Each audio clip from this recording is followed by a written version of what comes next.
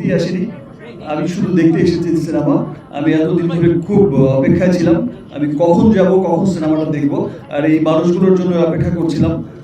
রাফিকে তো বারবার বলছিলাম, আর স্ক্রিনিং কবে হবে, কবে স্পেশাল স্ক্রিনিং হলে আমি এক্ষুনি যাচ্ছি, দেখে নিচ্ছি। যাই হোক, আজকের দিনটার জন্য, আজকে দেখার জন্যই ওয়েট করছিলাম। সবাইকে অনেক অনেক ধন্যবাদ। স্পেশালি আমি ধন্যবাদ জানাচ্ছি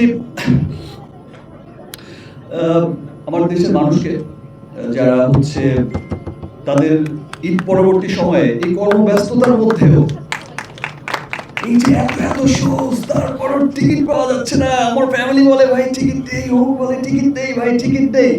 এটা সত্যি আজ মনে হচ্ছে 100 কোটি 25% কিন্তু এখনো বাকি রয়ে গেছে ইন্ডিয়া।